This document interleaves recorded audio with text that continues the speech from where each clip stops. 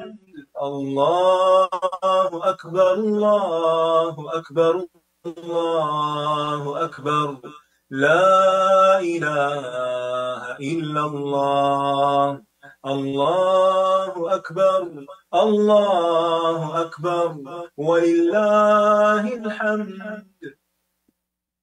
أعوذ بالله من الشيطان الرجيم. بسم الله الرحمن الرحيم. الحمد لله رب العالمين الرحمن الرحيم مالك يوم الدين إياك نعبد وإياك نستعين اهدنا الصراط المستقيم صراط الذين أنعمت عليهم غير المغضوب عليهم ولا الضالين.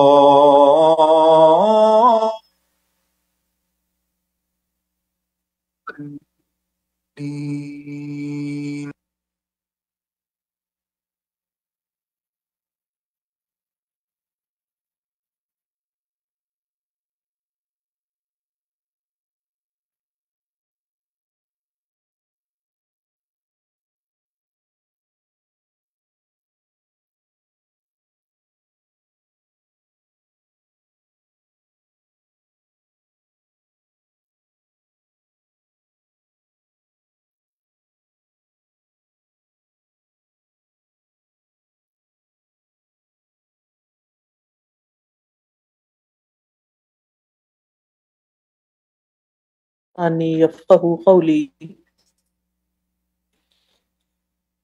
رب زدنی علما.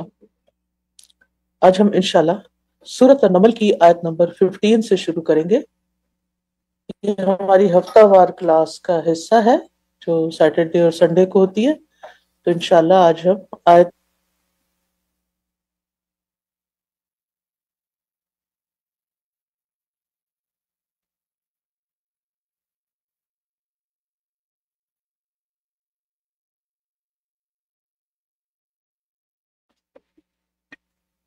الله أكبر.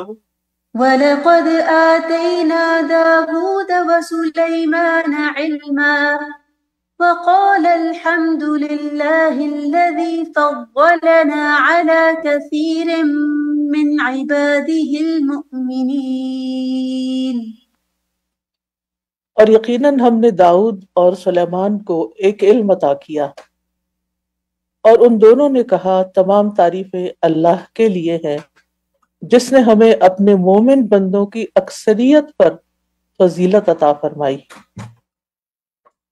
سورت کے شروع میں فرمایا گیا تھا کہ یہ قرآن اللہ کی طرف سے سکھایا جاتا ہے، اور اس کی دلیل کے طور پر موسیٰ علیہ السلام کا قصہ اختصار کے ساتھ بیان کیا گیا. اب دوسری دلیل داؤد علیہ السلام اور سلیمان علیہ السلام کا یہ قصہ ہے. اور انبیاء علیہ السلام کے ان قصوں کو بیان کرنے کا مقصد یہ ہے کہ محمد صلی اللہ علیہ وسلم اللہ کے رسول ہیں، اور اللہ سبحانہ تعالیٰ نے وحی کے ذریعے ان کو یہ علم عطا کیا ہے جو وہ اس کلام میں، اس قرآن میں بیان کر رہے ہیں. اور یہ کہ یہاں پر خاص طور پر دو عظیم القدر پیغمبروں کا ذکر کیا گیا، داؤد اور سلیمان علیہ السلام کا. داؤد اور سلیمان علیہ السلام دونوں ہی یعنی باپ بیٹا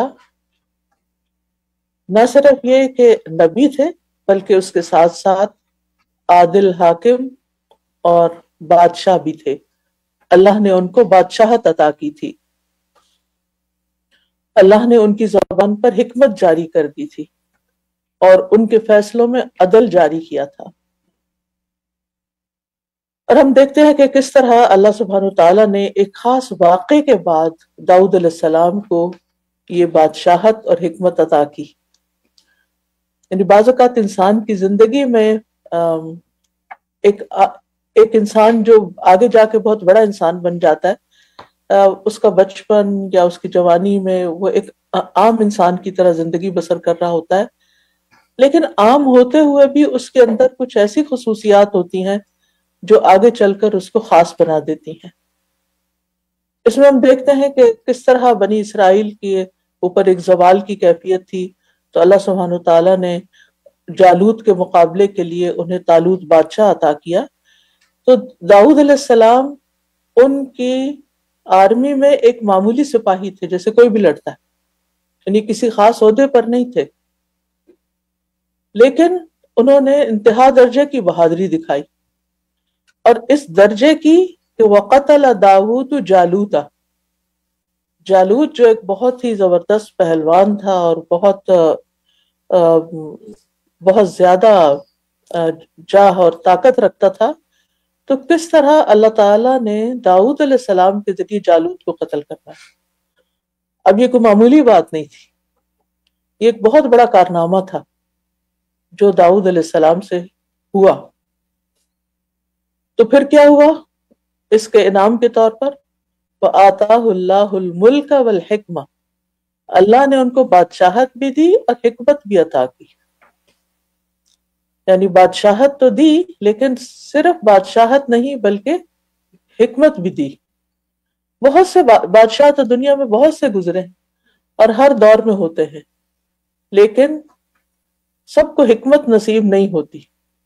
جب کوئی شخص کسی بڑے عہدے پر پہنچتا ہے تو عام طور پر لوگ سمجھتے ہیں کہ اس کے نصیب کھل گئے ہیں یا اس کی بڑی شان ہو گئی ہے، لیکن اللہ کے نزدیک بادشاہت سے بھی زیادہ، مال سے بھی زیادہ ایک اور بڑی دولت ہے جو انسان کو ملتی ہے، اور وہ ہے حکمت۔ اللہ تعالیٰ قرآن مجید میں فرماتے ہیں یؤتی الحکمت من یشاء ومن یؤت الحکمت فقد اوتی خیرا کثیرا، وہ دیتا ہے حکمت جس کو وہ چاہتا ہے، یعنی یہ خاص اللہ کا گفٹ اور عنایت ہوتی ہے، اور جس کو حکمت مل جائے اس کو بہت بڑی خیر نصیب ہو جاتی ہے، خیرا کثیرا اس کو مل جاتی ہے۔ اور پھر آپ دیکھیے کہ اس کی عملی مثال ہم سورۃ الانبیاء کی آیت نمبر 78 سے 81 میں دیکھتے ہیں کہ داؤد اور سلیمان علیہ السلام کا ذکر آتا ہے، جہاں وہ دونوں ایک کھیت کے معاملے میں فیصلہ کر رہے تھے، جب کچھ لوگوں کی بکریاں اس کو چر گئی تھیں، اور اللہ تعالیٰ فرماتے ہیں ہم ان کے فیصلے کو دیکھ رہے تھے، بس ہم نے یہ فیصلہ سلیمان کو سجا دیا، یعنی وہ چھوٹے تھے عمر میں۔ تو اس سے یہ پتہ چلتا ہے کہ ضروری نہیں کہ کوئی کسی بڑے درجے پر ہو تو اس کا فیصلہ زیادہ صحیح ہو۔ جب اللہ تعالیٰ حکمت عطا کر دیتا ہے تو بعض اوقات انسان کم عمر ہوتے ہوئے بھی ایسا کام کر جاتا ہے جو بڑے بڑے لوگ نہیں کر سکتے۔ اس لیے ہمیں ہمیشہ دوسروں کی بات یا جو کام ہوتا ہے اس کو دیکھنا چاہیے، عمر کو نہیں دیکھنا چاہیے، یہ تو چھوٹا ہے اس کو چپ کرا دو، یہ کیا بات کر رہا ہے، نہیں، یہ دیکھنا چاہیے کہ وہ کہہ کیا رہا ہے۔ اور پھر اللہ تعالیٰ ساتھ ہی یہ بھی فرماتے ہیں کہ اور ہر ایک کو ہم نے حکمت اور علم دے رکھا تھا، یعنی دونوں کے پاس تھا، ایسا نہیں کہ اس میں داؤد علیہ السلام کے پاس کوئی کمی تھی، لیکن بعض اوقات علم اور حکمت ہوتے ہوئے بھی انسان اس کا صحیح استعمال اللہ کے اذن اور توفیق سے ہی کر سکتا ہے۔ یعنی بعض اوقات آپ کے پاس ایک نعمت ہوتی ہے، لیکن عین اس وقت جب وہ نعمت استعمال کرنی چاہیے آپ اس وقت بھول جاتے ہیں، آپ کے ذہن سے نکل جاتا ہے، آپ بعض اوقات شیطان کوئی وسوسہ ڈال دیتا ہے، یا کوئی شخص آپ کے راستے میں رکاوٹ بن جاتا ہے، یا کوئی بھی چیز ہو سکتی۔ اب یہ ساری چیزیں اللہ سبحانہ وتعالی اپنی طرف منسوب کر رہے ہیں۔ وَكُنَّا لِحُكْمِهِمْ شَاهِدِينَ فَفَهَّمْنَاهَا سلیمان وَعَلَّمْنَاهُ صَنْعَةَ لَبُوسٍ، یعنی یہ سب کچھ دینے والے اور کرنے والے اللہ سبحانہ وتعالیٰ تھے۔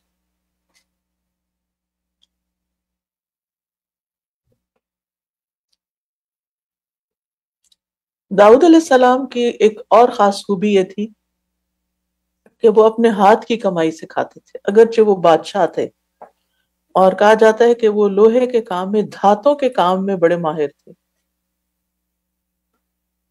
اور داؤد علیہ السلام کو ایک اور خوبی بھی ملی تھی کہ ان کی آواز بڑی خوبصورت تھی۔ ان کو زبور دی گئی۔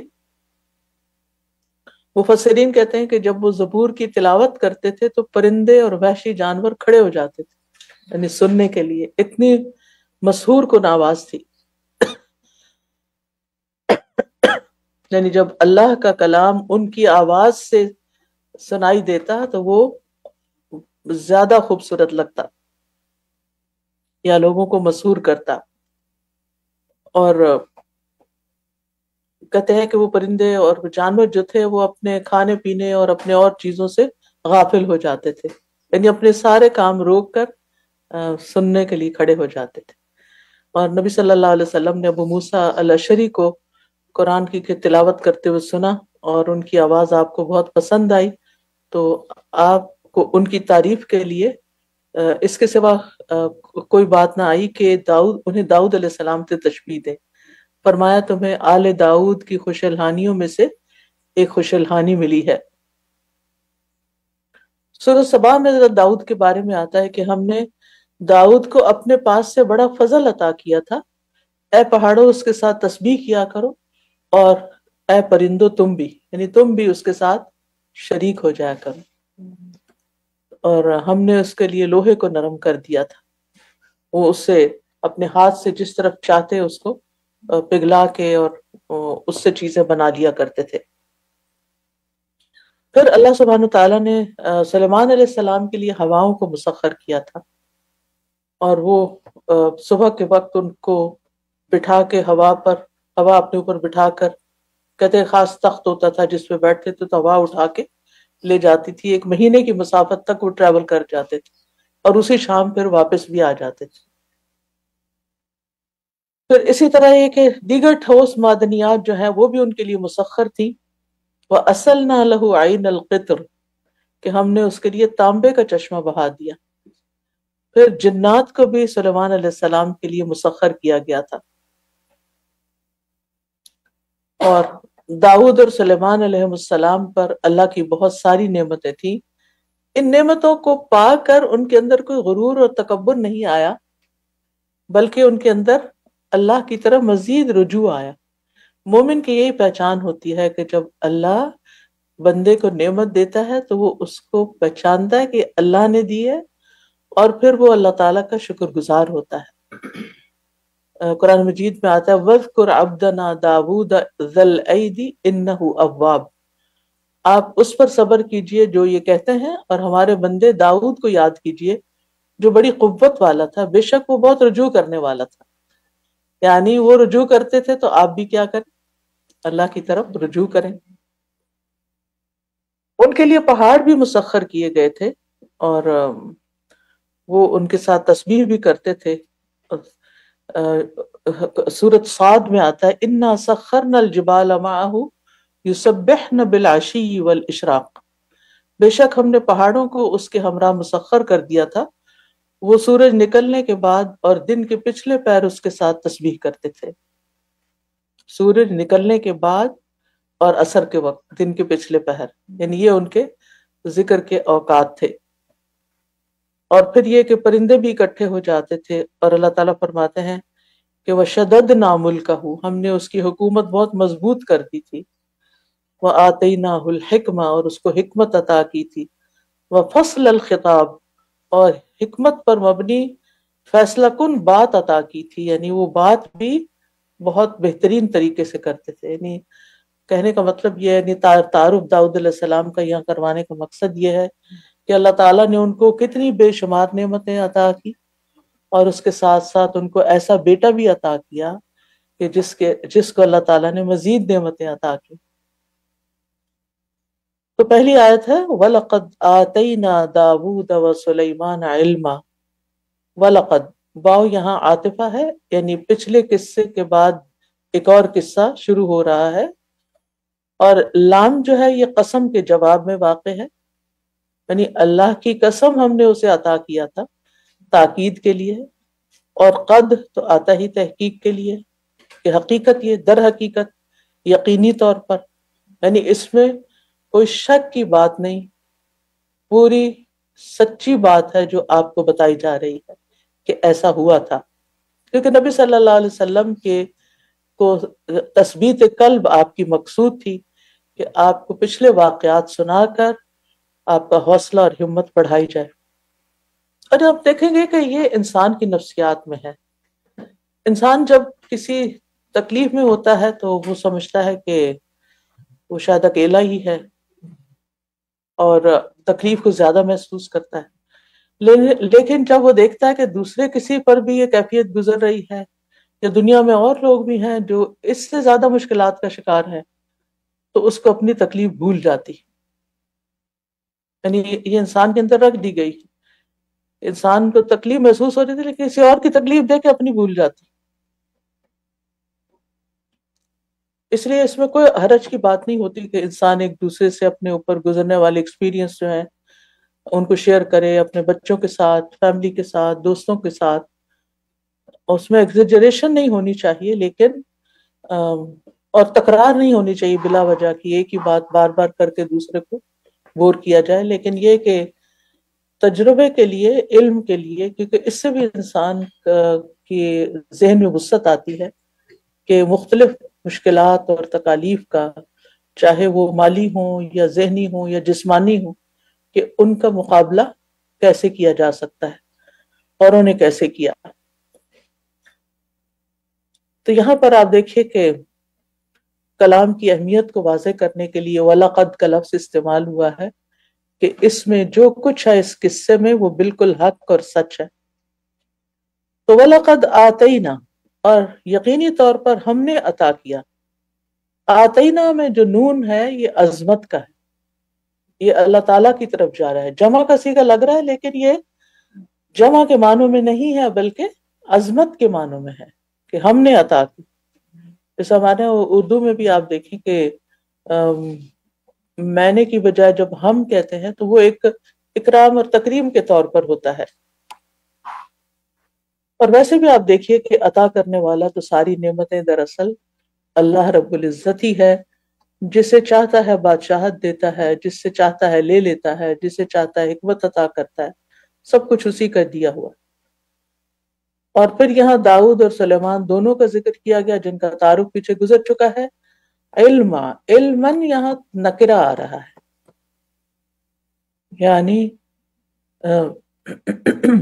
عمومیت کے معنوں میں بھی آتا ہے، اور نکرہ جو ہوتا ہے تقلیل کے لیے بھی آتا ہے، تعظیم کے لیے بھی آتا ہے۔ تو یہاں پر نکرہ جو ہے یہ تعظیم کے لیے ہے، یعنی خاص علم، حکمت اور علم، جیسے سورۃ الانبیاء میں آتا ہے وَكُلًّا آتَيْنَا حُكْمًا وَعِلْمًا، اور ہم نے ہر ایک کو حکمت اور ایک علم دے رکھا تھا، یعنی خاص علم جو دوسروں کے پاس نہیں تھا۔ اور ہم دیکھتے ہیں کہ اس زمانے میں جو علم داؤد علیہ السلام کے پاس تھا وہ کسی اور کے پاس نہیں تھا، جو سلیمان علیہ السلام کے پاس تھا کہ پرندوں کی بولیاں سمجھتے تھے، وہ کسی اور کے پاس نہیں تھا، تو تعظیم کے لیے استعمال ہوا ہے۔ اور ویسے بھی یہ کہ لوہے کو نرم کیا گیا، تو آپ دیکھیں کہ کسی بھی قوم کی ترقی کے جو مائل سٹونز ہوتے ہیں اس میں سے ایک یہ کہ اس کی اسٹیل انڈسٹری جو ہے یا اس کی جو لوہے کے خزائن ذخائر ہیں اور ان کا استعمال جو ہے وہ کس حد تک ہے۔ جو قوم جتنا زیادہ اس میں یعنی دھاتوں کو استعمال کر سکتی ہے، وہ ہتھیار بناتی ہے یا اوزار بناتی ہے یا کوئی بھی چیز، تو وہ اس کی ترقی کی کا سمبل بن جاتا ہے۔ تو یہاں پر داؤد علیہ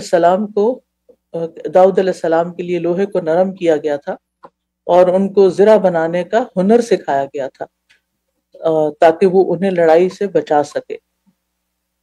اور پھر یہ کہ سلیمان علیہ السلام کا بھی چونکہ ساتھ ذکر ہوا ہے تو ان کو جیسے کہ پہلے بھی ذکر کیا کہ ایسی ہوا عطا کی جو ان کے حکم سے چلتی تھی۔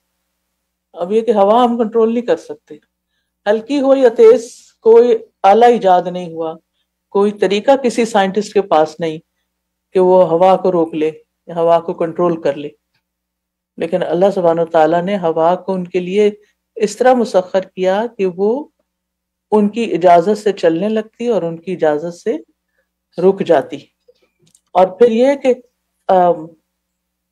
تیز بھی چلتی تھی اور نرمی سے بھی چلتی تھی، آہستہ بھی چلتی تھی، اور جہاں وہ جانا چاہتے تھے وہاں ان کو لے بھی جاتی تھی، جو ان کی کہی ہوئی ڈائریکشن کے مطابق وہ چلتی تھی۔ ابھی ہمارے یہاں تو یہ ہوتا ہے نا کہ اگر مشرق کی طرف چل رہی ہے تو ہم اسے الٹ نہیں کر سکتے، اور اگر ادھر سے شمال جنوب سے چل رہی ہے تو ہم اپنی مرضی نہیں کر سکتے۔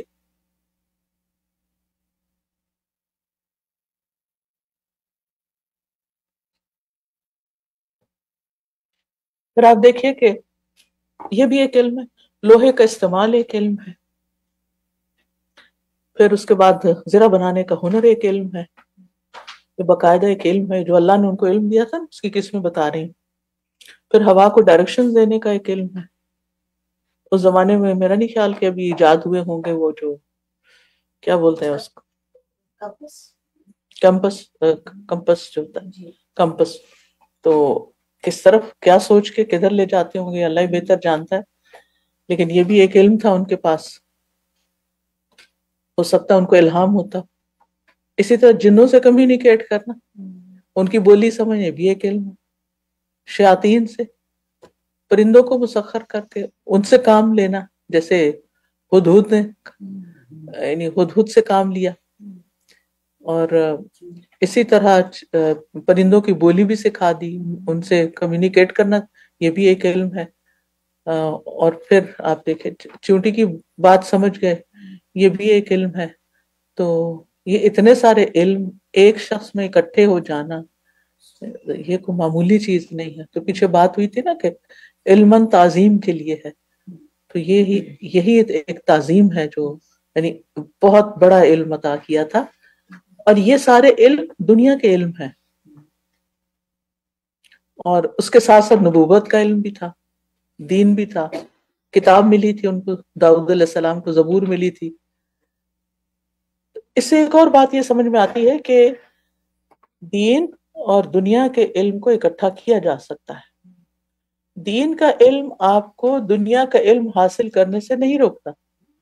اگر آپ کے اندر کوئی خاص صلاحیت ہے، ایپٹیٹیوڈ ہے، کچھ سیکھ سکتے ہیں، تو یہ نہ سوچے کہ نہیں میں تو بس چونکہ دین پڑھ لیا اور میں صرف دین ہی پڑھنا چاہتی ہوں تو مجھے کسی اور چیز میں نہیں پڑھنا۔ نہیں، اگر اللہ نے آپ کو موقع دیا ہے، آپ کچھ اور سیکھ کر زیادہ بہتر رہنمائی لوگوں کی کر سکتے ہیں، خدمت کر سکتے ہیں، تو آپ اس کے سیکھنے میں جھجکے نہیں، پیچھے نہیں رہیں۔ علم، نالج از پاور، علم میں قوت ہوتی ہے، اور بس اللہ نے حدود ہر چیز کی مقرر کر دی ہیں، تو اس لیے علم سیکھتے چلے جانا چاہیے، اور اس میں کسی قسم کی سستی نہیں کرنا چاہیے، کیونکہ والذین اوتوا العلم درجات، قرآن میں آتا ہے کہ وہ لوگ جو علم دیے گئے ان کے درجات یعنی بلند ہیں، جس کے پاس جتنا زیادہ علم ہوگا۔ اور آج بھی ہم دیکھتے ہیں کہ کچھ لوگ بڑی ہمت کرتے ہیں، ماشاءاللہ بچپن میں قرآن حفظ کر لیتے ہیں، پھر میڈیسن میں چلے جاتے ہیں، پھر قراءات سیکھ لیتے ہیں، پھر وہ دونوں کام کر رہے ہوتے ہیں، یعنی دین بھی پڑھا رہے ہوتے ہیں، اور اس کے ساتھ ساتھ لوگوں کی طب کے ذریعے وہ دوسری خدمت بھی کر رہے ہوتے ہیں۔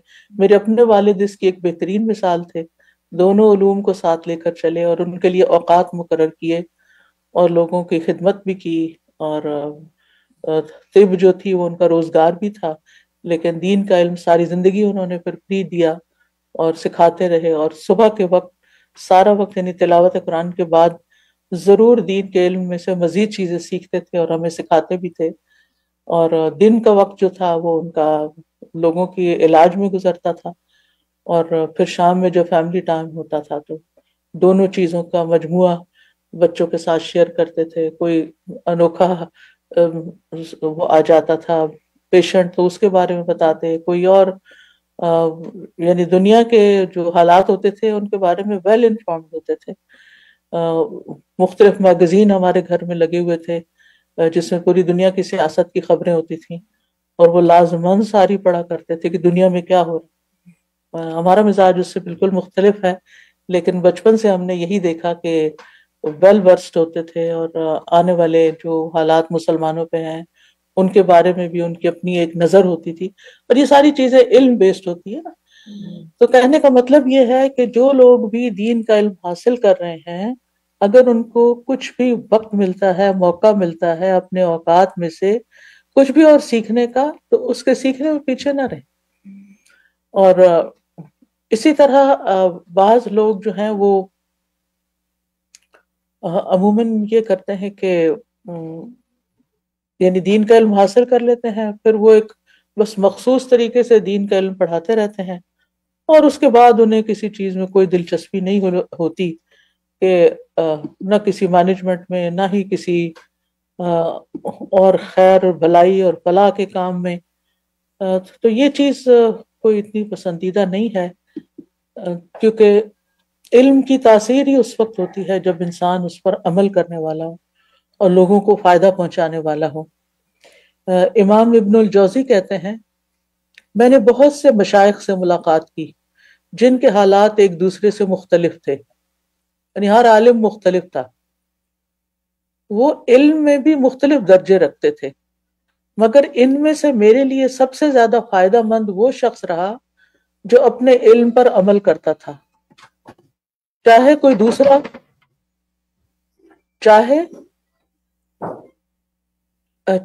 دوسرا اس سے زیادہ علم رکھتا ہو، یعنی کوئی اور دوسرا عالم زیادہ عالم تھا، لیکن جو پہلا والا تھا وہ جو اس کو پتا تھا اس پر عمل بھی کرتا تھا۔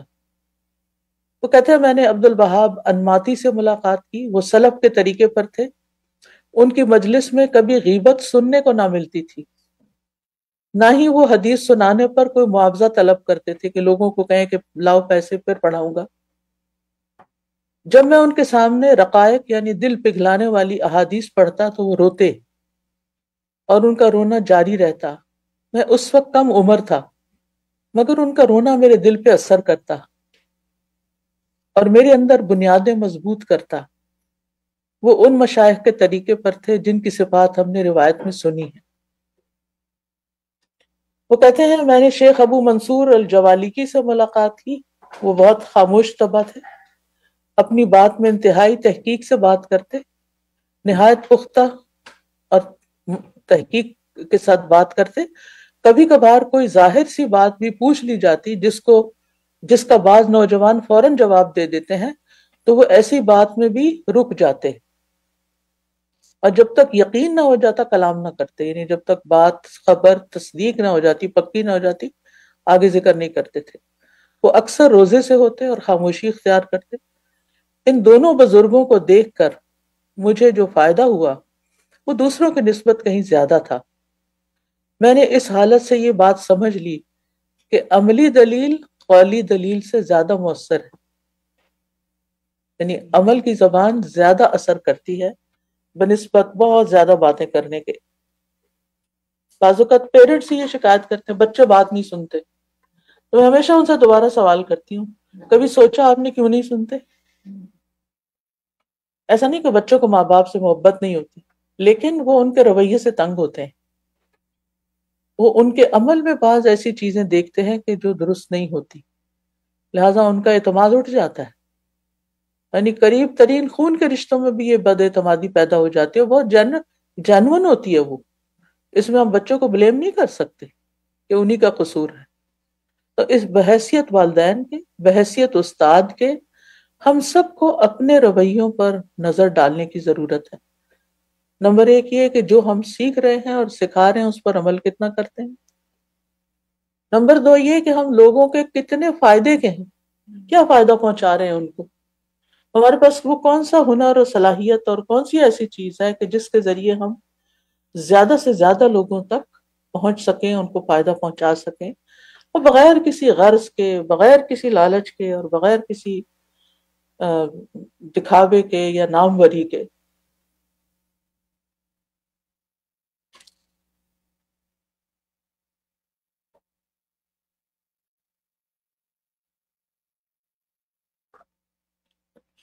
یہاں ایک سوال اور پیدا ہوتا ہے کہ اللہ سبحانہ و تعالیٰ نے ان دونوں پیغمبروں کو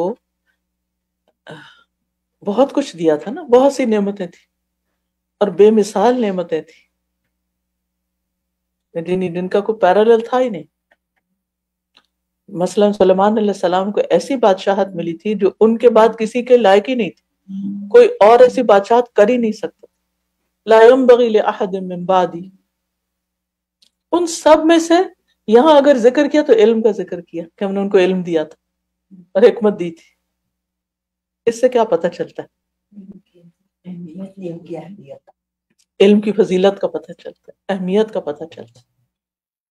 اور اس سے پتہ چلتا ہے کہ انسان کو علم کا حریص ہونا چاہیے، چاہے زندگی کی کتنی بھی مصروفیات ہوں، علم کے لیے ضرور وقت نکالنا چاہیے. اور پھر یہ ہے کہ کسی بھی انسان کو علم سے بے نیاز نہیں ہونا چاہیے کہ مجھے مزید سیکھنے کی ضرورت نہیں رہی، میں نے بہت کچھ پڑھ لیا ہے، میں بہت علامہ بن چکا ہوں، میں پی ایچ ڈی کر چکا ہوں. نہیں، انسان کو جو علم دیا گیا وہ بہت محدود ہے. وَلَا يُحِيطُونَ بِشَيْءٍ مِّنْ عِلْمِهِ إِلَّا بِمَا شَاءَ. خضر علیہ السلام نے کہا تھا نا، ساری مخلوق کا علم اللہ کے مقابلے میں ایک قطرے کے برابر بھی نہیں جو چڑیا کی چونچ میں ہے سمندر کے مقابلے میں. انسان دوسری چیزوں سے بے نیاز ہو سکتا ہے لیکن علم سے بے نیاز نہیں ہو سکتا. مثلا انسان کے لیے ضروری نہیں کہ وہ بادشاہ بنے، ضروری نہیں کہ ہوائیں اس کے لیے مسخر ہو، ضروری نہیں کہ اس کے پاس بہت زیادہ دولت ہو، لیکن اس کے لیے انتہائی ضروری ہے کہ اس کے پاس علم ہو، دین کا بھی ہو، دنیا کا بھی ہو. اور پھر جس چیز میں وہ اچھا ہو اس میں وہ آگے بھی بڑھے، اس میں اسپیشلٹی حاصل کرے، یعنی اختصاص کرے، کچھ نہ کچھ سیکھتا رہے، سکھاتا رہے، اپنے آپ کو چیلنج کرتا رہے. اب دیکھیں کتنا زیادہ یہ عام ہو گیا کہ لوگوں کو ڈیمنشیا ہو گیا. اس کی بہت سی وجوہات ہو سکتی ہیں لیکن اس میں سے ایک وجہ یہ ہے کہ ہم اپنے دماغ کو استعمال کرنا چھوڑ دیتے ہیں. بس ایک روٹین کی لائف کے عادی ہو جاتے، جو بڑھاپا آتا ہے تو بس ایک جگہ سے اٹھے دوسری جگہ بیٹھ گئے، دوسری سے اٹھے تیسری جگہ، نہ کہیں گئے، نہ کوئی چیلنج، نہ کچھ، سب کام دوسرے لوگ کر رہے ہیں، کسی چیز کے بارے میں سوچنا نہیں پڑ رہا، دماغ کو استعمال نہیں کرنا پڑ رہا. تو پھر دماغ کو بھی زنگ لگ جاتا ہے، جس جسم کے جس حصے سے بھی کام نہ لیں اس سے زنگ لگ جاتا ہے. تو بہرحال ایک اور چیز اس بارے میں کہ علم پھر کون سا علم ہو؟ نفع بخش علم ہو، جو جس سے اپنی ذات کو بھی فائدہ پہنچے اور دوسروں کو بھی فائدہ پہنچے. کیونکہ سب سے اعلیٰ، پاکیزہ اور فائدہ مند علم وہ ہے جو کلام رب کا ہے اور نبی صلی اللہ علیہ وسلم کی احادیث کا ہے. اگر اس میں کوئی کمی ہے تو اس کو آگے بڑھائے، تھوڑا سا سیکھ کر رہ نہ جائے. اور باقی اس کے علاوہ جو اس کی ضرورت کا علم ہے، کیونکہ اللہ نے مزاج مختلف بنایا نا، کسی کو میتھس پسند ہوتا ہے، کسی کو فزیولوجی پسند ہوتی، کسی کو کچھ اور پسند ہوتا ہے، تو وہ پھر ہر شخص اپنی لائن خود انتخاب کرے جس میں وہ محنت کرے اور آگے جائے. اور یہاں یہ بات بھی یاد رہے کہ انسان کو علم ہی کی بنا پر دیگر مخلوقات پر فضیلت ہے، ورنہ آنکھیں تو بھینس کی ہم سے زیادہ خوبصورت ہوتی ہیں، یعنی بڑی ہوتی ہیں، اور اسی طرح بعض پرندوں کے رنگ اتنے خوبصورت ہوتے ہیں، بعض کی آواز اتنی سریلی ہوتی ہے. یعنی ہر جانور کے اندر کوئی نہ کوئی ایسی خوبی ہوتی ہے جو انسان میں نہیں پائی جاتی.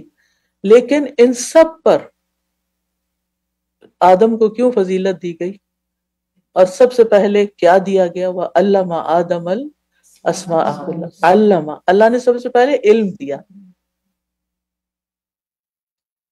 اور اسلام جو ہے وہ ہر لیول پر علم حاصل کرنے کا حکم دیتا ہے، چاہے انسان بچہ ہو، چاہے انسان جوان ہو، چاہے انسان بوڑھا ہو، مہد سے لحد تک. اچھا، ہم نے کبھی اس حدیث کو نا سیریسلی نہیں لیا. مہد کیا ہے؟ پنگھوڑا، گود ماں کی. اچھا سوچئے کتنی مائیں ہیں جو اس ایج میں بچے کو کچھ سکھاتی ہوں. ان کو سوچ ہی نہیں آتی کہ بچہ اس ایج میں بھی سیکھ سکتا ہے. اور اب سائنس کہتی ہے کہ 2 سال کی عمر میں بچہ اسپونج کی طرح ہوتا ہے، جو اسے اس کے سامنے کرو، دکھاؤ، سناؤ، پڑھاؤ، وہ سب جذب کر چکا ہوتا ہے. اور پتہ نہیں 3 سال کی عمر تک کتنی لینگویجز سیکھ سکتا ہے. اور اس سے یعنی بہت ساری ایسی چیزیں سامنے آ گئی ہیں جو پریکٹیکلی ہوئی بھی ہیں نا، یعنی نظر آتی ہیں اب.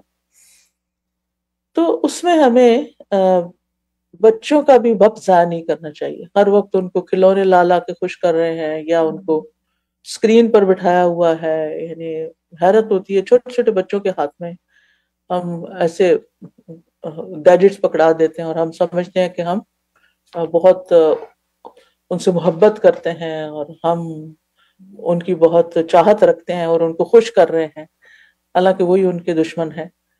تو اور علم جو ہے وہ انسان سے سیکھتا ہے نا. ٹھیک ہے ٹیکنالوجی ایک ذریعہ بن گئی ہے، لیکن ماں کی گود پہلا مدرسہ ہوتی ہے جس میں وہ کسی مفکر نے کہا تھا نا کہ تم مجھے پڑھی لکھی مائیں دو، میں تمہیں پڑھی لکھی قوم دوں گا. تو ماں کو یہ بھی سیکھنا چاہیے کہ اس کے نیو بورن کے لیے کیا چیزیں کب سکھائی جا سکتی، اس کو خود سیکھنا چاہیے. اور پھر وہ اس ایج کو ضائع نہ کرے، اس میں بھی سکھائے.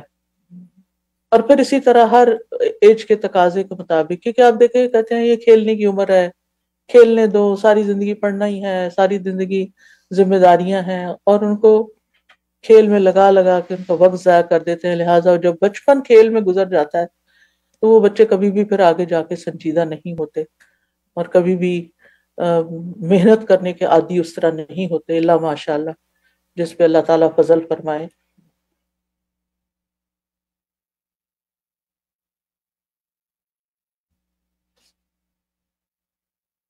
اور پھر یہ کہ عام طور پہ ہمارے یہاں ایک اور ٹرینڈ پایا جاتا ہے جو ہمارے دیسی کلچر میں ہے کہ بچیاں شادی سے پہلے تک تو ڈگریاں لے رہی ہیں، جابس کر رہی ہیں، کچھ نہ کچھ پڑھ رہی ہیں، سیکھ رہی ہیں، لیکن جو ہی شادی ہوتی ہے تو عام طور پہ کیا رواج ہو گیا کہ بس اب شادی ہوگی ہے، کتابیں باندھو اور کہیں کسی اوپر کہیں یا کسی باکس میں بند کر کے رکھ دو.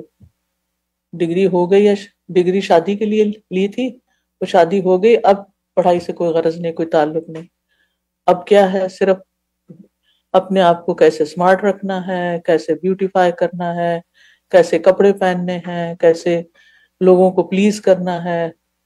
اور اگر بچے ہو گئے تو ایک اور ایکسکیوز مل جاتی ہے کہ اب تو بچے ہو گئے، اب بالکل وقت نہیں ملتا. حالانکہ میں اپنے ذاتی تجربے سے یہ بات کہوں گی کہ اگر انسان نیت کر لے تو کوئی چیز، نہ شادی رکاوٹ بنتی ہے اور نہ ہی بچے رکاوٹ بنتے ہیں، کوئی بھی نہیں، کہ نہ ہی کوئی بیماری رکاوٹ بنتی ہے. جب آپ کا ارادہ ہو تو اللہ تعالیٰ بھی راستے آسان کر دیتا ہے اور اس کام میں آپ کے لیے سہولت ہو جاتی ہے، اسباب پیدا ہو جاتے ہیں. کیونکہ علم روشنی ہے، جہالت اندھیرا ہے. جو لوگ بھی علم سے تعلق نہیں رکھتے، کنیکشن نہیں رکھتے، وہ اندھیرے میں رہ رہے ہیں. اور اندھیرے میں رہ کے انسان یہ سمجھتا ہے کہ سب ٹھیک ہے، حالانکہ سب ٹھیک نہیں ہوتا. تو انسان کو حسب ضرورت اسٹرگل کر کے، ایفرٹ لگا کے، کیونکہ علم جو ہے بدن کی راحت کے ساتھ حاصل نہیں ہوتا، اس میں محنت لگتی ہے، اس میں تکلیف اٹھانی پڑتی ہے، اس کے لیے وقت نکالنا پڑتا ہے، اس کے لیے سوچ اور غور و فکر کی ضرورت ہوتی ہے. تو بہرحال علم سے ہی ہدایت ملتی ہے اور جہالت جو ہے وہ گمراہی ہے. علم سے ہی انسان کے اندر عبادت کا شوق پیدا ہوتا ہے، خشیت آتی ہے اللہ کی، اور پھر یہ کہ انسان کے اندر عاجزی آتی ہے، احساس برتری ختم ہو جاتا ہے. انما یخشی اللہ من عبادہ العلماء. تو عالم کی ڈیفینیشن یہی ہے کہ وہ اللہ سے ڈرنے والا ہو. اور پھر یہ کہ بلند درجات کی بشارت بھی ہے، جنت کا راستہ اس سے آسان ہوتا ہے. طالب علم کے لیے ہر چیز بخشش کی دعا کرتی ہے، اور سب سے بہترین نعمت جو کسی کو ملے وہ علم کی نعمت ہے، اور جتنا زیادہ وہ اس کو حاصل کرے وہ اس کی نعمت اتنی ہی بڑی ہوتی چلی جاتی ہے. اس کے لیے انسان کو ایفرٹ کرنی پڑتی ہے، ایفرٹ ریکوائرڈ ہے، اور ہمیں حکم دیا گیا ہے کہ ہم علم میں اضافے کے لیے دعا کرتے رہیں. ہر مومن کے لیے حکم ہے یہ، وقل رب زدنی علما. اور ہر روز جب صبح ہوتی ہے تو فجر کی نماز کے بعد جو دعا خاص طور پر سکھائی گئی پڑھنے کے لیے وہ کیا ہے؟ اللہم انی اسألک علما نافعا وعملا متقبلا ورزقا طیبا. یعنی اور چیزوں کے ساتھ خاص علم کے اندر، یعنی آج کا دن نہ گزرے مگر یہ کہ کوئی نئی چیز میں سیکھ چکا ہوں.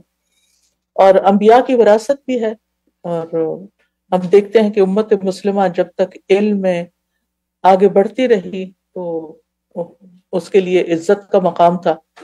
اور ہم ماضی میں ہم دیکھتے ہیں کہ کس طرح سلف صالحین علم کا شوق رکھتے تھے. مزنی کہتے ہیں کہ امام شافعی رحمہ اللہ سے پوچھا گیا کہ علم کے لیے آپ کی اشتہا یعنی طلب کیسی ہے، یعنی آپ کتنا سیکھنا چاہتے ہیں.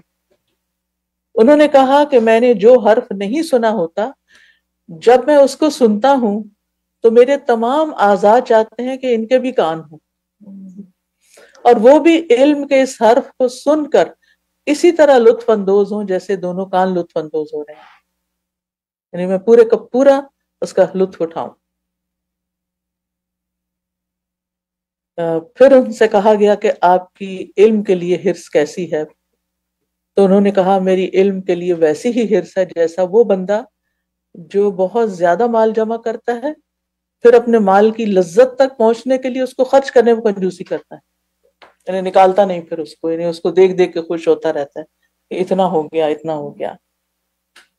ان سے پوچھا گیا آپ علم کی تلاش کیسے کرتے ہیں؟ تو انہوں نے کہا میں اس طرح علم تلاش کرتا ہوں جیسے کہ وہ عورت جس کا بچہ گم ہو جائے اور اس کا کوئی اور بچہ بھی نہ ہو اور وہ اپنے بچے کو تلاش کرتی ہے، میں اسی طرح علم کو تلاش کرتا ہوں کہ جب تک وہ مجھے چیز مل نہ جائے میں چین سے نہیں بیٹھتا.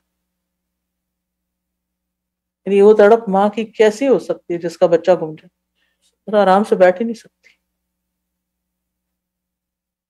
ہشام بن عمار کہتے ہیں میرے والد نے 20 دینار میں اپنا گھر بیچ دیا اور اس مال سے مجھے حصول علم اور حج ادا کرنے کے لیے تیار کیا. تو ہم میں سے بھی ہر ایک کی اپنے لیے اور اپنی اولاد کے لیے اور اپنے شاگردوں کے لیے حرص یہی ہونی چاہیے کہ وہ علم میں آگے بڑھتے جائیں اور سستی نہ کریں، چھوٹی چھوٹی چیزوں کو ایکسکیوز نہ بنائیں، آج یہ ہو گیا گھر میں، آج وہ ہو گیا. نہیں، اگر اللہ نے مال دیا ہو تو مال خرچ کریں اس پر. بعض اوقات انسان کو ٹرانسپورٹیشن کا مسئلہ ہوتا ہے، بعض اوقات انسان کو کوئی جاب چھوٹی موٹی چھوڑنی پڑتی ہے، کبھی کچھ قربانی کرنی پڑتی ہے. تو جو بھی کچھ ہو یہ انسان کو پے بیک کرتا ہے. یعنی آپ جب علم کے لیے خرچ کرتے ہیں تو آپ ایک طرح کی انویسٹمنٹ کر رہے ہوتے ہیں کسی بزنس میں، اور پھر ایک دن اس کا پروفٹ نکلتا ہے. آپ نے دیکھا ہوگا نا کچھ بزنس ایسے ہوتے ہیں کہ جن کا پروفٹ فوری طور پر مل جاتا ہے، اور کچھ بزنس ایسے ہوتے ہیں کہ جن کا پروفٹ دیر سے ہوتا ہے. تو علم میں بھی کچھ علم فوری فوری فائدہ دیتا ہے، لیکن کچھ علم جو ہوتا ہے وہ وقت لیتا ہے. لیکن مایوس کبھی نہیں ہونا چاہیے. جی دیر سے ملنے والے کا فائدہ لانگ ٹرم، جی ہاں دیر سے ملنے والے کا زیادہ لانگ ٹرم فائدہ ہوتا ہے. وقال الحمد للہ الذی فضلنا علی کثیر من عباده المؤمنین. وقال، اور ان دونوں نے کہا یعنی داؤد اور سلیمان نے، یعنی دونوں ہی اللہ کے شکر گزار تھے. الحمد للہ الذی فضلنا، ساری تعریفیں اللہ کے لیے ہیں جس نے ہمیں فضیلت بخشی. بادشاہت پہ انہوں نے شکر نہیں ادا کیا یہاں، بلکہ علم پر شکر ادا کیا، اور علم پر شکر ہر عالم پر ضروری ہے. اور الحمدللہ جو ہے یہ ہر شکر گزار کا کلمہ ہے، وہ ہر بات پہ ہر موقع پر الحمدللہ کہتا ہے. آدم علیہ السلام نے بھی پیدائش کے بعد چھینک مارنے پر سب سے پہلے جو الفاظ ادا کیے الحمدللہ تھا. تو ہمیں بھی یرحمک اللہ، ہمیں بھی بچوں کو अल्हम्दुलिल्लाह सिखाना चाहिए। छोटी उम्र में ही कुछ भी खाएं, कुछ भी लें दें, अल्हम्दुलिल्लाह। और नूह अलैहिस्सलाम कश्ती में सवार हुए तो उन्होंने वहां भी अल्हम्दुलिल्लाहिल्लज़ी नज्जाना मिनल क़ौमिज़ ज़ालिमीन ये दुआ पढ़ी। इब्राहीम अलैहिस्सलाम को जब औलाद मिली तो उन्होंने कहा अल्हम्दुलिल्लाहिल्लज़ी वहब ली अलल किबरी इस्माईल व इसहाक। और अहले जन्नत जब जन्नत में दाखिल होंगे तो उस वक्त क्या कहेंगे, अल्हम्दुलिल्लाहिल्लज़ी सदक़ना वअदहू। और अल्हम्दुलिल्लाह, और फिर कहेंगे अल्हम्दुलिल्लाहिल्लज़ी अज़हब अन्नल हज़न। अल्लाह के लिए सारी तारीफें जिसने हमसे गम दूर कर दी, सुकून में आ गए। तो हमें भी खुद को अल्हम्दुलिल्लाह कहने का आदी बनाना चाहिए, क्योंकि ये अल्लाह ताला के नजदीक एक महबूब अमल है। हदीस में आता है बेशक अल्लाह उस बंदे से राजी हो जाता है जो एक लुकमा भी खाए तो उस पर शुक्र अदा करे, या जो मशरूब का एक घूंट भी पिए तो उस पर अल्लाह का शुक्र अदा करे। तो हर हाल में अल्लाह का शुक्र अदा करना चाहिए, खुशी मिलने पर भी और तकलीफ आने पर भी अल्हम्दुलिल्लाह अला कुल्li हाल। और मुसीबत ज़दा को देखकर किसी और को भी तकलीफ में देकर अल्हम्दुलिल्लाह कहना चाहिए। तो जब तक हमारी सांस में सांस है, जान में, जिस्म में जान है, हम अल्हम्दुलिल्लाह ही कहते रहें और तकलीफों का जिक्र कम किया करें और अल्लाह की नेमतों का जिक्र ज्यादा किया करें। तो अल्हम्दुलिल्लाहिल्लज़ी फद्दलना अला कसीरिन मिन इबादिहिल मुमिनीन, सिर्फ मिन इबादी ही नहीं बल्कि मुमिनीन के मोमिन बंदों पर अल्लाह ने हमें फजीलत अता की है। और नबुव्वत के आदाब में से एक अदब यह है कि ये अल्लाह ताला के सामने आजिज़ी इख्तियार कर रहे हैं, हालांकि उन्हें सब कुछ मिला हुआ था। दुनिया में ये नेमतें किसी को नहीं मिली जितनी इनको मिली, लेकिन अल्हम्दुलिल्लाहिल्लज़ी अल्लाह के आगे आजिज़ी इख्तियार कर रहे हैं, अल्लाह का शुक्र अदा कर रहे हैं। और फिर आप देखिए कि ईमान बजाते खुद एक नेमत है, और ईमान वालों में से चुना जाना मजीद नेमत है। और अपनी फजीलतों को जाती कोशिश नहीं करार दिया, बल्कि अल्लाह की तरफ से बताया कि अल्लाह ने दिया है। क्योंकि वमा बिकुम मिन नेमतिन फमिन अल्लाह, हमारे पास जो कुछ भी है, कोई नेमत भी है, वो अल्लाह की तरफ से है। लेकिन हमें ना अपनी रोजमर्रा की गुफ्तगू पर गौर करना चाहिए। जब हम अपने कारनामे बता रहे होते हैं ना कि मैंने ये किया तो मुझे ये मिल गया, तो फलां पढ़ा, तो या लोगों के बारे में तबसरा कर रहे होते हैं, हाँ उसने ये डिग्री की, बड़ी मेहनत की, तो आखिर उसको मिलना ही था ना। नहीं, अल्लाह ने अता किया। इतनी ही मेहनत करने वाले हैं जो उस जगह तक नहीं पहुंच सकते जब तक अल्लाह का इज़्न ना हो। तो फजीलतों को फजल देने वाले की तरफ लौटाना जरूरी है। ये हमें याद रखना चाहिए कि इंसान की जो मेहनत है वो एक सबब है, एक जरिया बनती है, लेकिन हमें कुछ भी सिर्फ अपनी मेहनत से नहीं मिलता या जहानत की वजह से नहीं मिलता।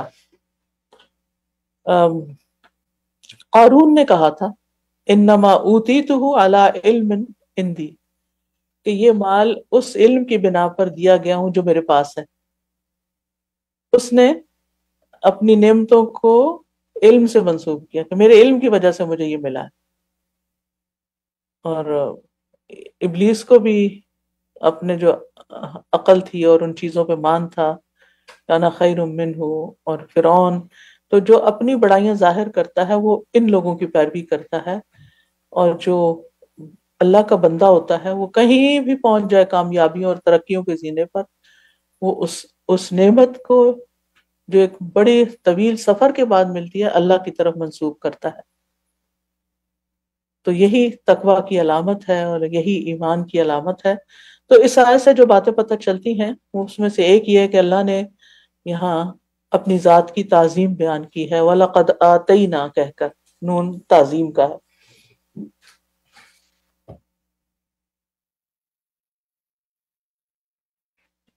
दूसरे के दाऊद अलैहिस्सलाम और सुलेमान अलैहिस्सलाम वसी इल्म रखते थे। ان پر علم اللہ کا فضل تھا، اور علم کی نعمت سب سے بڑی نعمتوں اور بہترین نعمتوں میں سے ہے، اور جس کو علم ملا اس کو اللہ نے دوسرے بندوں پر فضیلت عطا کی۔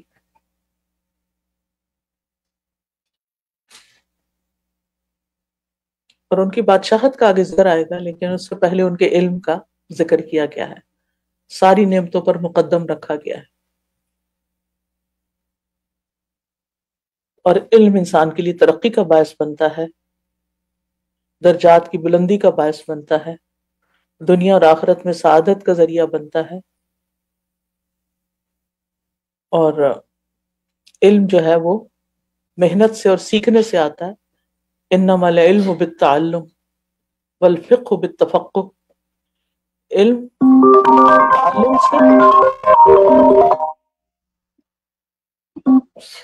تعلم سے سیکھنے سے حاصل ہوتا ہے، اور تفقہ سمجھنے سے، فقہ یعنی سیکھنے سے آتا ہے۔ اور پھر یہ کہ علم کے لیے اخلاص بہت ضروری ہے، نیت خالص اللہ کی رضا ہو، اور صرف کتابوں سے پڑھنا کافی نہیں ہوتا، استادوں کے ساتھ جڑنا اور علم کی مجالس اختیار کرنا، یہ بھی ہماری ایک ضرورت ہوتی ہے۔ اکثر ہم کہتے ہیں کہ ہم اپنے اندر ایک خالی پن پاتے ہیں، ہمیں سمجھ نہیں آتا کہ سکون کیسے حاصل ہو۔ اس سکون کا حاصل کرنے کا طریقہ اللہ نے بتا دیا ہے۔ نبی صلی اللہ علیہ وسلم نے فرمایا کہ کچھ ملائکہ ہر جگہ گھومتے پھرتے ہیں، علم کی مجالس تلاش کرتے ہیں، جب مل جاتی ہے تو اس کو گھیرے میں لے لیتے ہیں۔ تو ان کی موجودگی جو ہے حفتہم الملائکہ، وہ سکینت کا باعث بنتی ہے، یہ اکیلے بیٹھ کے تو نہیں ملتی یہ چیز۔ پھر اسی طرح آتا ہے کہ وہ مجتمع قوم فی بیت من بیوت اللہ، اللہ کے گھروں میں سے کسی گھر میں جب کچھ لوگ اکٹھے ہوتے ہیں، کیا کرتے ہیں اکٹھے ہو کر؟ یتلون کتاب اللہ، اللہ کی کتاب پڑھتے ہیں، ویتدارسونہ بینہم، اور آپس میں ایک دوسرے کے ساتھ مدارسہ کرتے ہیں، سیکھتے سکھاتے ہیں، باقاعدہ اس کو سیکھتے ہیں۔ الا ونزلت علیہم الرحمہ، الا ونزلت علیہم السکینہ وغشیتہم الرحمہ وحفتہم الملائکہ، فرشتے گھیر لیتے ہیں، سکینت نازل ہوتی ہے وہاں۔ اب جس کو سکینت چاہیے اس کے لیے لازم ہے کہ ایسی مجالس اختیار کرے، جہاں بھی ممکن ہو، جو بھی ممکن ہو۔ اور جو لوگ صرف کتابیں پڑھ کے علم حاصل کرتے ہیں، بعض اوقات وہ چیز کو پوری طرح سمجھتے نہیں ہیں، اور بعض اوقات تو اس کا پروننسیشن یا اس کا کانٹیکس وہ بھی نہیں سمجھ آتا۔ اور ویسے بھی ہمارے دین میں سند کی بہت اہمیت ہے کہ کس سے سیکھ رہے ہو، کیا سیکھ رہے ہو۔ اور یہ بھی یاد رہے کہ علم صرف کثرت معلومات کا نام نہیں ہے، بلکہ اس علم کے اندر گہرائی میں جانا اور اس کے مختلف پہلوؤں کو سمجھنا، یہ بھی بڑا ضروری ہے۔ تو بہرحال ہمیں اس کے لیے کوشش بھی کرنی ہے، اور الحمدللہ یعنی اللہ کا شکر بھی ادا کرنا ہے، اور ساری نعمتوں کو اللہ کی طرف منسوب کرنا ہے۔ اور اس سے ایک بات یہ بھی پتہ چلتی ہے کہ اگر اللہ تعالیٰ کسی کو کوئی نعمت عطا کرے تو فَأَمَّا بِنِعْمَةِ رَبِّكَ فَحَدِّثْ، اس نعمت کا ذکر کرنا جو کہ برا نہیں، ایز لانگ ایز کہ وہ اپنی بڑائی نہ جتا رہا۔ نعمتوں کا تذکرہ کرنا چاہیے، کہ ہر وقت ہم تکلیفوں کا تذکرہ ضرور کرتے ہیں۔ اگر اوور آپ دیکھیں نا کہ جب بھی لوگ آپ سے ملتے ہیں تو نعمتوں کا ذکر کم کریں گے، تکلیفوں کا زیادہ کریں گے۔ اپنے رشتہ داروں میں دیکھ لیں، مجالس میں دیکھ لیں، کہیں بھی۔ تو ہمیں نعمتوں کا ذکر، روشن پہلو کا ذکر زیادہ کرنا چاہیے۔ اور پھر یہ کہ یہ اللہ کا فضل ہوتا ہے جس کو عطا کرتا ہے۔ کسی کو اللہ اپنا خلیل بنا لیتا ہے، کسی سے کلام کرتا ہے، اور کسی کو خاص علم عطا کر دیتا ہے، اور کسی کو اپنے کسی اور کام کے لیے چن لیتا ہے۔ ہم میں سے ہر شخص پر اللہ کا کوئی نہ کوئی کرم اور فضل ہوتا ہے، لیکن ہم اسے پہچانتے نہیں اور ہم اس کا ذکر ہی نہیں کرتے۔ زیادہ زیادہ وہ تکلفاً گھر کے اوپر لکھوا دیتے ہیں ھذا من فضل ربی، تو اتنا کافی نہیں ہے، بلکہ دل کی گہرائی سے اس کو ماننا ضروری ہے، اور دین کا علم حاصل کرنا ضروری ہے، اس کی سمجھ اور فہم ہونا، نیک اور صالح لوگوں کی صحبت اختیار کرنا، اپنے رویے اور اخلاق اور معاملات کو درست کرنا، اپنے وقت کی صحیح قدر کرنا، اور اس سب کے نتیجے میں آخرت کی فکر پیدا کرنا، دنیا کے کام کرتے ہوئے آخرت کو مد نظر رکھنا. اور یہ بندے کی خوش نصیبی ہے کہ جس کو اللہ یہ ساری توفیق دے اور پھر وہ اس کا اقرار بھی کرے اور اس پر شکر بھی ادا کرے. تو آج کے لیے اتنا ہی کافی. اگر آپ میں سے کوئی کچھ کہنا چاہے تو موسٹ ویلکم.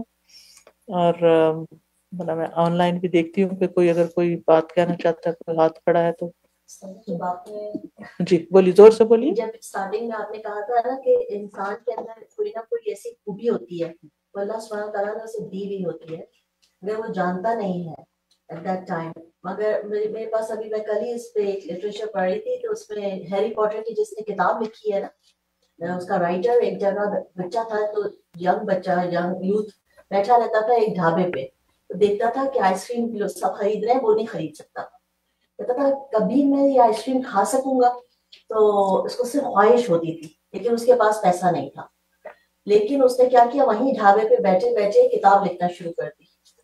لکھی یہ ہیری پوٹر نکل آئی. اب اس کو زندگی اس کی ساری ایک سیکنڈ پہ $1 ملین، یعنی اتنی پبلش ہے کہ وہ یعنی بانٹ کے بھی ختم ہو جائے تو اس کے پاس پیسہ ختم نہیں ہوتا. تو وہ اپنی یہ بات بتاتا ہے کہ میرے مطلب یہ لوگ تو علم نے کیسے فائدہ کیسے اللہ نے جو علم دیا تھا، جو ٹیلنٹ دیا تھا، اس کا نکل آیا.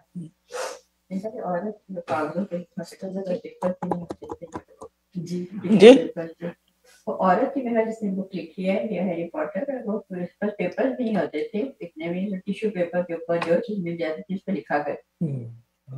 جی آپ نے آج سکینت کی بات کی. لوگوں میں کتنی پرابلمز ہیں آج کل، دیکھیں تو فساد اور ہر جگہ.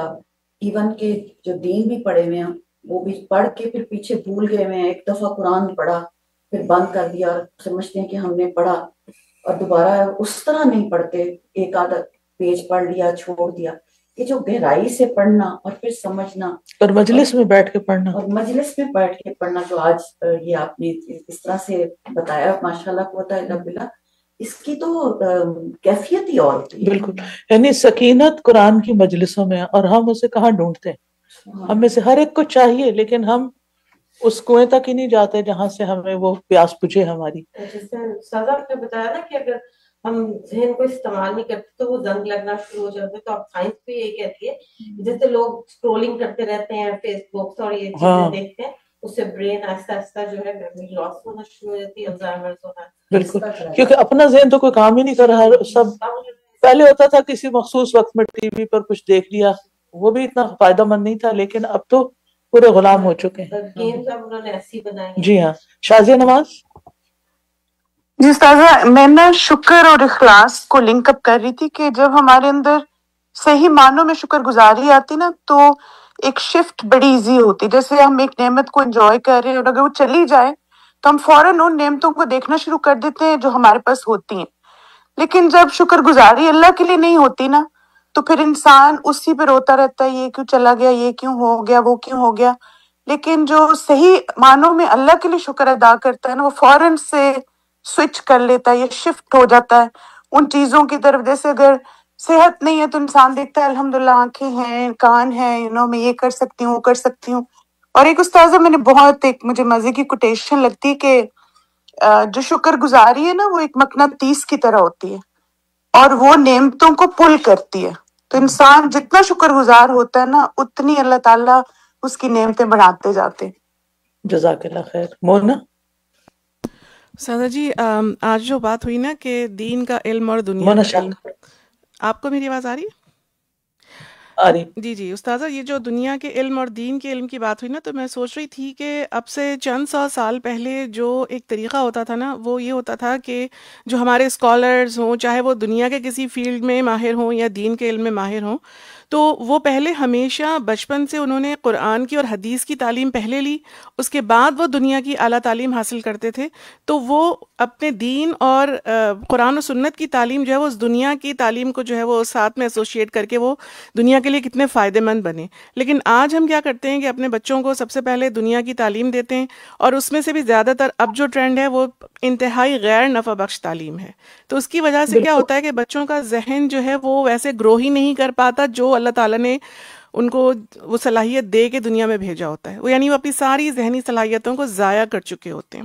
اور دوسری چیز جو اس آیت کے کو پڑھ کے مجھے یاد آ گئی, وہ سورہ لقمان کی آیتیں بچوں کو یاد کروائی تھی نا اس مرتبہ سمر پروگرام میں, جس میں سب سے پہلی آیت یہ تھی کہ وَلَقَدْ آتَيْنَا لُقْمَانَ الْحِكْمَةَ أَنِ اشْكُرْ لِلَّهِ. وہاں پہ حکمت کی بات ہوئی تھی کہ اللہ تعالیٰ نے حکمت انعام کی تھی لقمان کو, اور پھر انہوں نے کیا کیا کہ اللہ تعالیٰ کا شکر ادا کرنے کا ان کو حکم ملا. تو علم اور حکمت کا سب سے بنیادی تقاضا اور اس کا سب سے پہلا استعمال ہی یہی ہونا چاہیے کہ انسان اللہ کا شکر گزار بنے. اگر وہ شکر گزار نہیں ہے علم پا کر یا حکمت پا کر, اور دنیا میں سب کو فائدہ دے رہا ہے, سب کچھ کر رہا ہے, لیکن دراصل وہ فائدے مند اس کے لیے ہوگا ہی نہیں, پھر اس نے خود ہی کوئی فائدہ نہیں اٹھایا کیونکہ وہ جل پڑ رہا ہے. جی انیزا کچھ کہنا چاہتی ہوں سادہ جی. جی Asfar. One thing that I was thinking about in these ayat were the father-son relationship. In our culture, we have this concept of where men are supposed to go to work and the women stay at home with children. Aur phir wo sari uski aulad ki tarbiyat kare and so on, which is fine. But this unique idea that when men go out and have the opportunity to receive higher education, higher knowledge, they go to the masjid, they sit with the ulama and the imam, then they come back home and they teach their sons or they teach their daughters. So this generation that you can raise with men as teachers, it's so unique and so unheard of. I was also thinking about this idea that we have here, I guess in the Western culture, is the Friday night. You work all week and then Friday night you go and have fun. You watch your movie because you need to relax. You go to a concert because you need to just calm down. You had a hard week. And what we're told here is Friday night culture should be ilm culture. You go to a masjid, you stay with the teacher and you learn from them, and that's when you feel your soul has rested and found its peace and freshness. Another cool thing that I was thinking about, in child psychology, we read a book called Inside Lives. It's by Margaret Bedell. And she talks about child psychology, and she met a lot of patients who are young children and they have psychological issues. And she said that child psychology actually starts from the womb. The child is learning from the womb, and the trauma or the feelings or the experiences the mother has or the husband and wife have together while the baby is being developed in the womb, the child can hear, listen, feel, think, and uski personality usi moment se banna shuru ho jati hai. So the gifts that sometimes a child is born with. So I had a friend of mine who would be very, she would go to a lot of lectures and meet a lot of scholars and sit in their company. And even when she was pregnant throughout, she was learning from this scholar, that scholar. So when her child was born, she continued in that path. By the time the kid was 2 years old, that kid knew कि अच्छा ये फलां scholar है, उनकी किताब है, and so on. It's not like the mom made an effort कि मैं उसको बिठाऊं पढ़ा के बैठा पढ़ो सुनो. She was already in that zone. So the kid was अच्छा ये तो ये फलां scholar है, आपने ये किताब लिखी, and that kid had so much boldness and comfort कि वो 2-3 साल की उम्र में जाके उनसे बात करे and इल्मी बात करे. So it's phenomenal. बिल्कुल वही ना, अमल की दलील. माँ ने अमल किया तो फिर वो सारा कुछ हो गया. آج کی لیسن میں سادہ عمل کا مجھے بہت جو آپ نے عملی بولا نا, عملی دلیل, عملی رہنمائی. ہاں آپ نے کہا عملی دلیل قولی دلیل سے بہتر ہے. آج کل صرف بولنا ہی بولنا ہے, ماؤتھ زیادہ چل رہا ہے, عمل پہ کوئی توجہ نہیں. اتنی نالج ہے لوگوں کو, ہر بٹن دباتے ہیں سب نالج لے, but when you see them interacting with people ایسا لگتا ہے جیسے پتہ نہیں کہاں سے آئے ہیں, کچھ سیکھا ہی نہیں کبھی. بالکل اللہ تعالیٰ نے ہمیں مسلم امت کو قرآن کے علم کے ساتھ کافی فضیلت دی ہے. اگر ہم اس چیز پہ شکر گزار ہوں اور ہم اپنی نسلوں کے اندر یہ چیز ڈال سکیں کہ نو میٹر آپ کو دنیاوی ترقی کہاں کتنی بھی نظر آ گئی, ٹیکنالوجیکل ایڈوانسمنٹ ہے, میڈیکل ہے, کچھ بھی ہے, لیکن فضیلت علم کے ساتھ. اور تمام علوم میں اشرف العلوم پھر اللہ تعالیٰ کی طرف سے آنے والا علم ہے, اور اس کی بہترین فائنل ورژن جو ہے وہ قرآن کریم ہے. تو ہمیں کتنا زیادہ اس فضیلت پہ شکر ادا کرنے کی ضرورت ہے. لیکن انفارچونیٹلی مسلمانوں کے ذہن میں یہ چیز ڈال دی گئی ہے شاید پچھلے کچھ سینچریز سے کہ اگر آپ کے پاس دنیا کم ہے تو آپ کسی کام کے نہیں, آپ کے پاس فضیلت نہیں ہے. تو وی آر اون, ہمارے اپنے مسلمان بھی یہ کہتے سننے جاتے جس کے پاس دنیا سے زیادہ وہ کہیں گے اللہ کا ان پہ بڑا فضل ہے. کبھی کسی علم والے کو نہیں کہیں گے اس کے اوپر فضل ہے. بالکل. جی اسفیہ, آپ کچھ کہہ رہی؟ And I would also think that when you have knowledge of Quran and the knowledge of Deen, it guides your knowledge of the world. آپ چاہے انجینئر بن جائیں, سائنٹسٹ بن جائیں, انوینٹر بن جائیں, ٹیچر بن جائیں, but if you don't have Allah guiding you through the Quran, that knowledge can become dangerous. It can be used to hurt people, and that becomes a liability. خطرناک ہو جاتا ہے نا.